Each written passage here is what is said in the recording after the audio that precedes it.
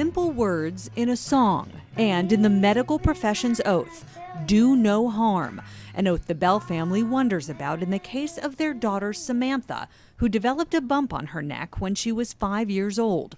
Her pediatrician thought it might be cat scratch fever and referred the Bells to a specialist. The day was June 11th, 2004.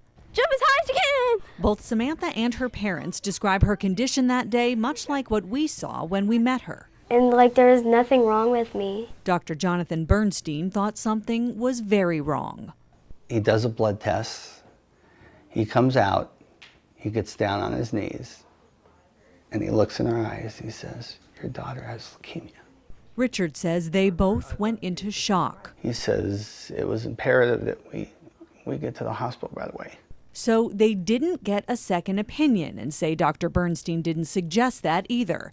Then everything seemed to be on fast forward. He went to us downstairs, out of the office, gets in our backseat of our car. We go across the street to Sunrise Hospital, where they say Samantha got her first round of chemotherapy the same day. It began what the Bells were told would be a 2-year protocol of chemo treatments. It's a nightmare. It's a nightmare that never ends.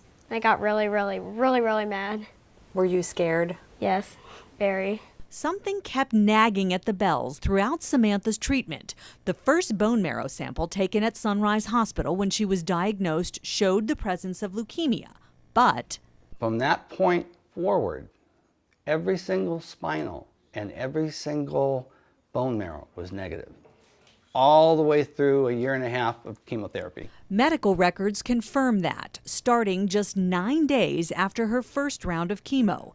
David Lee is the family's lawyer. At least I think most of the experts are going to say, and I think it's common sense, that 9 days later she wasn't miraculously cured. So I think that the flaw is in the initial sample testing. Experts we spoke to say some children are rapid early responders, but Richard and Andrea were starting to question everything in December 2005. They stopped seeing Dr. Bernstein and discontinued Samantha's chemotherapy. The more and more I started thinking, you know what? I don't think she ever had leukemia. Richard asked Sunrise Hospital to send the bone marrow sample used to diagnose Samantha to Louisiana State University Health Sciences Center, where they confirmed the sample did indeed show leukemia. It went from LSU to GeneTree in Salt Lake City for DNA testing. And it was 100% mismatch. So basically they're telling me that cell block, that bone marrow, did not come out of my daughter. Using 2 separate DNA swabs, GeneTree, now Sorensen Genomics, concluded that the DNA samples corresponding to Samantha Bell and the bone marrow sample did not originate from the same person.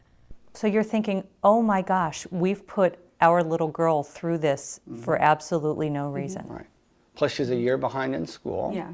They say chemo changed Samantha's personality, damaged her eyesight, and she may never be able to have children. In 2008, the family sued, but their case was dismissed on a legal technicality.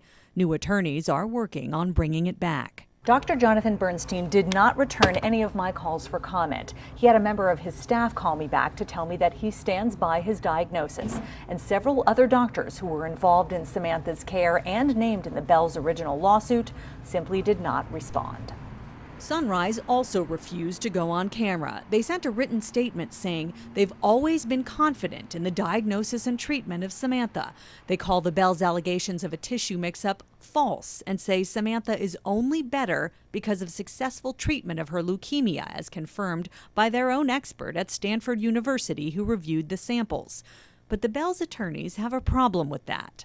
And the fact that there is no DNA reported or that there was no DNA test conducted, that's a huge flaw in their report. You truly, both of you, believe in your hearts that she never had cancer. I do. Andrea still has doubts. It's just a daily thing of worrying. And wondering where mistakes were made, how many, and what it all means for her little girl. Believe me when I tell you, I'll never do you no harm.